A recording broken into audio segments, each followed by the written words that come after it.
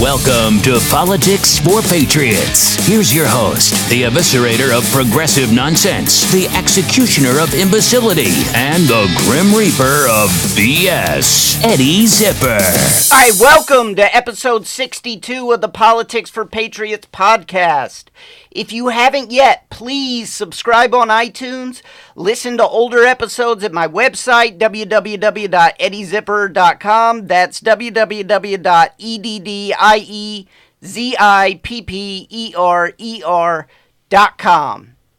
All right, so yesterday, America was in total shock when iconic news outlet Buzzfeed broke a story that President Trump suborned perjury. That's right. Suborned was the word of the day on every single mainstream media network. For the rest of the day, whenever anyone says a secret word, scream real loud! And I don't know about you, but my voice is kind of hoarse from screaming so much yesterday. Every time somebody said suborned. I watched New Day on CNN to see how they would cover it. And as per usual, they had 6 breathless, jabbering heads on to totally agree with each other that the day of reckoning draweth nigh. I mean, they were impeaching Trump and removing him from office, all from their little seats on the CNN set. I mean, these people could not seem to agree with each other vigorously enough. Okay, the anchor would be like, let me ask an important question about this BuzzFeed report. Is Trump Richard Nixon times 1,000? And every single pundit that they had at the table would go, oh! Yep. Not one person urging caution. Not one person pointing out the flaws in this BuzzFeed report. Just jabbering heads that sounded like the Sesame Street aliens. And I'm picking on New Day just because that's the show I watch in the morning. I have no doubt that New Day was a representative sample of the entire mainstream media yesterday. One little problem, the media got a little bit ahead of their skis on this one. I don't want to overstate it, but the media's skis were going down a mountain in Aspen, and the media was on I-70 driving through Kansas already. All right, that's a scientific measurement, in case you're all about the quantitative analysis. And the progressive Twitterverse, they were a whole step, they were 10 steps ahead of the mainstream media.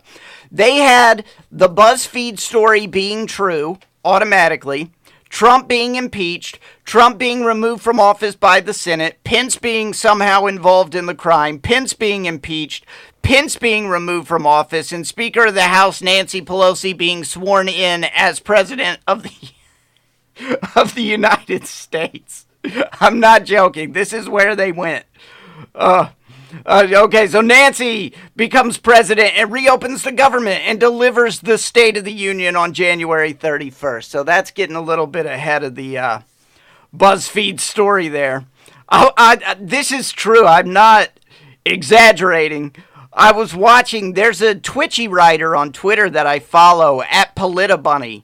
PolitiBunny. She's hilarious, and she was fighting with these President Pelosi people all morning long. It was fantastic. All right, and she's a great follow on Twitter. If you don't already follow her, at PolitiBunny. PolitiBunny. So, false story short, as the day went on, this BuzzFeed report started to unravel, okay? I mean, Weezer's sweater had better structural integrity than this BuzzFeed story. I'm going to do a play-by-play of how this report just absolutely fell apart yesterday. Red flag by red flag. Here we go. First red flag, no media outlet can confirm this story except Buzzfeed. Okay, they're the only ones reporting it. That's a bit of a red flag there. I don't want to say that BuzzFeed is a trash tabloid or a rumor rag, but the top article on their website right now, as I am recording this, is called 16 Celebrity Exes That Were Really Mature About Being Broken Up.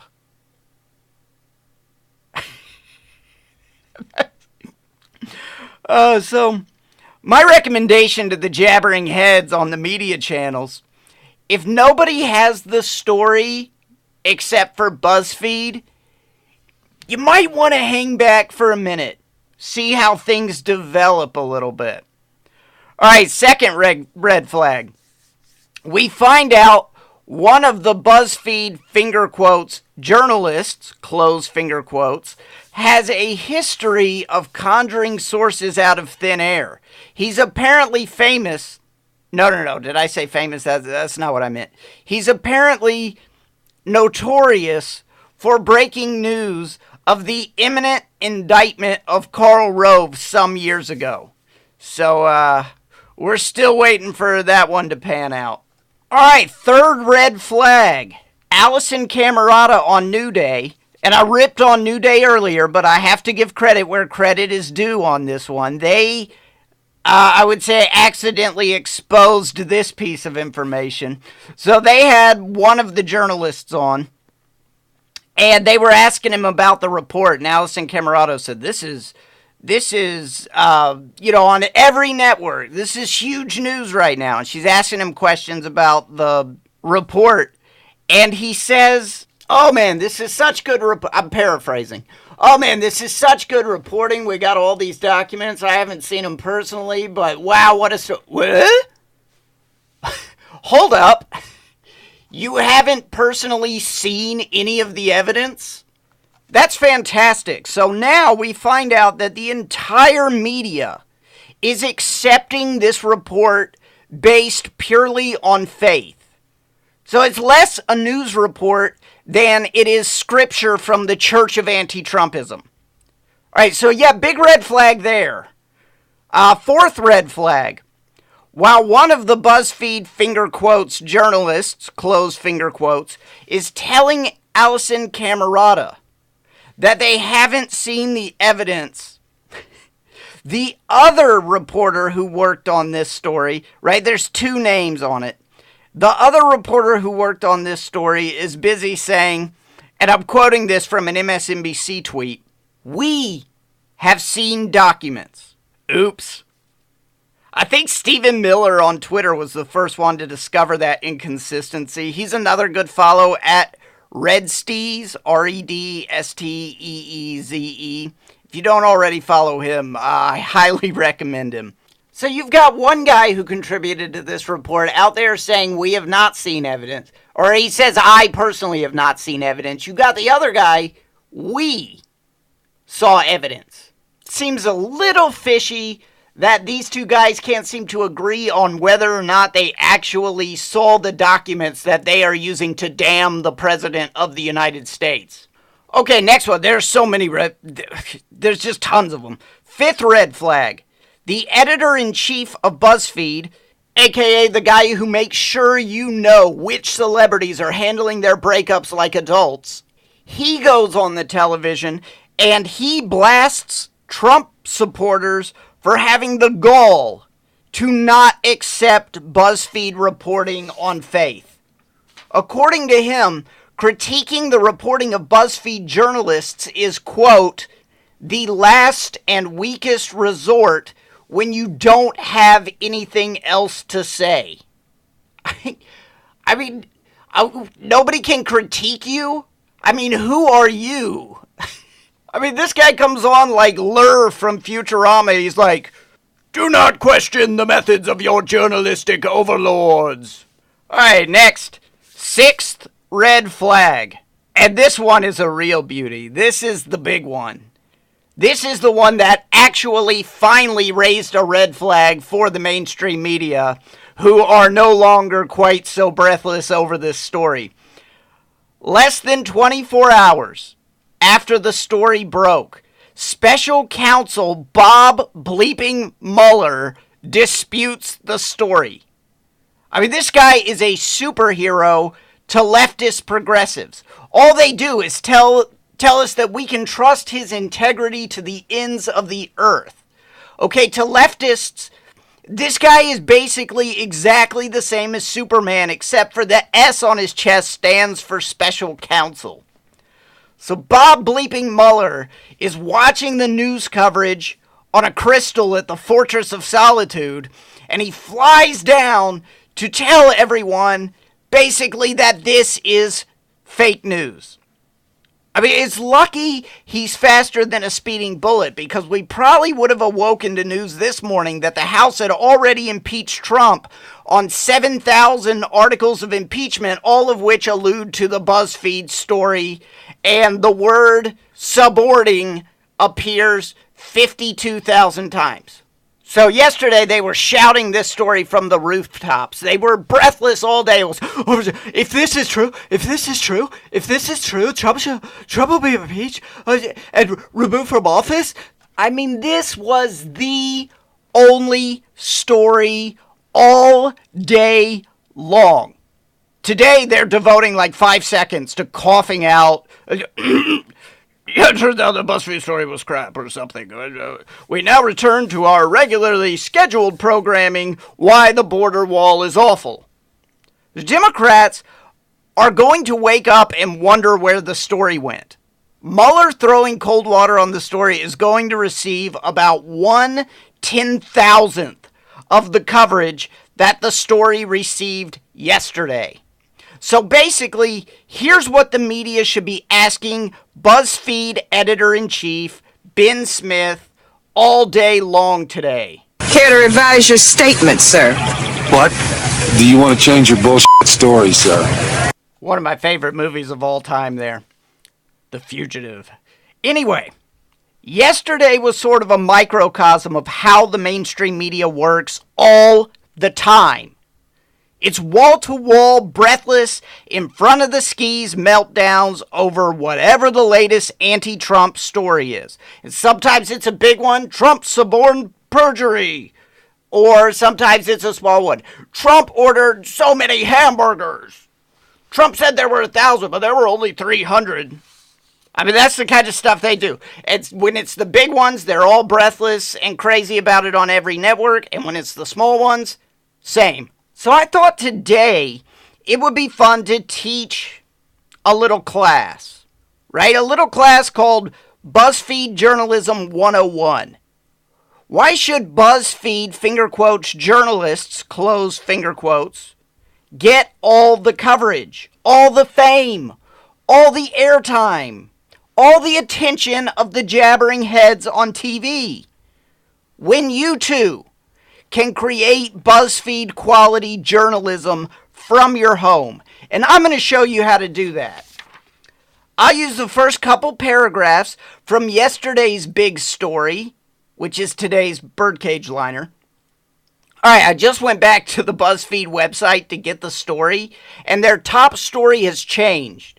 It's no longer 16 celebrity couples who dealt well with their breakups or whatever. Now, it's 16 crimes against food that should be reported ASAP. It has a nice picture of a glass of milk with hot dogs in it. I suppose if that's Trump's milk, articles of impeachment are imminent. Stand by for updates. Okay, so we have our BuzzFeed story here. President Donald Trump directed his longtime attorney Michael Cohen to lie to Congress about negotiations to build a Trump Tower in Moscow, according to 2 federal law enforcement officials involved in an investigation of the matter. Trump also supported a plan set up by Cohen to visit Russia during the presidential campaign in order to personally meet Vladimir Putin and jumpstart the tower negotiations. Make it happen, the sources said Trump told Cohen. All right, now we can use that as a template for our own anti-Trump gotcha stories. Okay, so step 1, you need sources.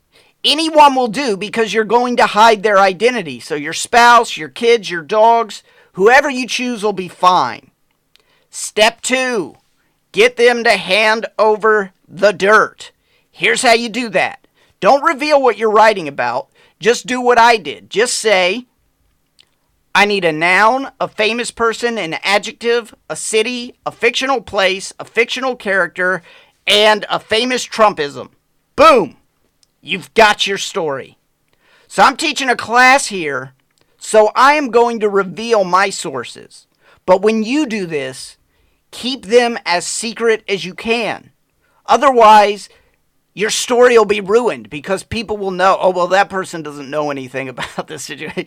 Don't let them know who the person is, or they'll know that the person doesn't know shit about what you're talking about.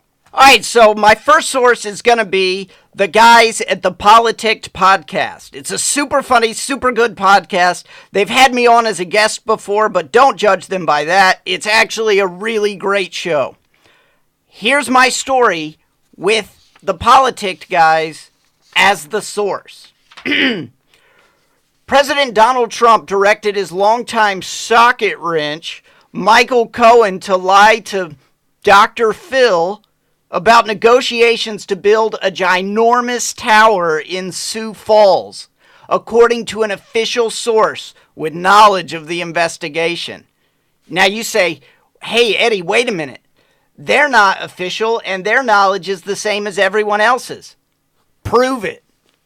Yeah, that's what I thought. Now, moving along.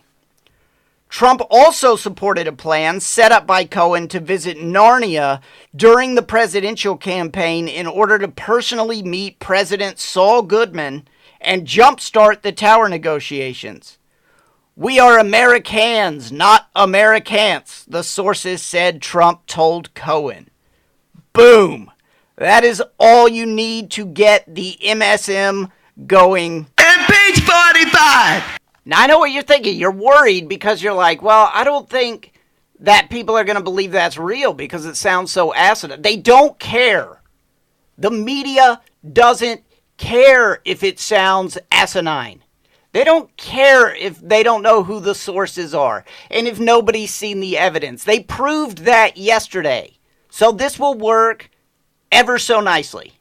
All right, now this time my source is, and remember, never actually reveal the source. This is for pedagogical purposes only.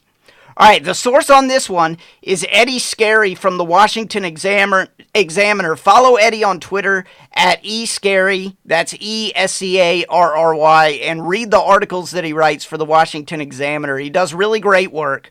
All right, here's my news story with Eddie Scarry as the source. President Donald Trump directed his longtime Talking Points memo blog, Michael Cohen, to lie to Josh Marshall about negotiations to build a bald and homely tower in Washington, according to an official source with knowledge of the investigation. Trump also supported a plan set up by Cohen to visit the alt-right during the presidential campaign in order to personally meet President QAnon and jumpstart the tower negotiations. Believe me, the source said Trump told Cohen. Wow. That is hard hitting. That's a full episode of New Day right there. All right, this last one. This one is from KG on Twitter. It might be this. In all seriousness, this one might be the most hard hitting of all. You're not going to believe this when you hear it. President Donald Trump directed his longtime potato, Michael Cohen, to lie to Tom Brady about negotiations to build a huge tower in San Dimas, according to an official source close to Harvard University. That's right, this guy lives in Massachusetts. Boom, he's close to Harvard University. Trump also supported a plan set up by Cohen to visit Mordor during the presidential campaign in order to personally meet President Lloyd Christmas and jumpstart the tower negotiations. Many French fries, the source said Trump told Cohen. Wow. Get me CNN on the phone right now. What does John Meacham think about this story? I think, if I remember correctly, I think this is the same thing that Richard Nixon was impeached for. Okay. All right, that's enough for today. I say throw your mortarboard into the air because I think you are ready to go out into the world and create your own bombshell reports that will leave the mainstream media breathless. Thanks for listening. Don't forget to subscribe on iTunes. Thanks to Eddie Scary, the Politics guys, and Kyle for being the best damn anonymous sources there ever were. I'm out of here. Do you want to change your bullshit story, sir? You just listened to Politics for Patriots with Eddie Zipper. Email the show at patriots@eddiezipper.com and please subscribe.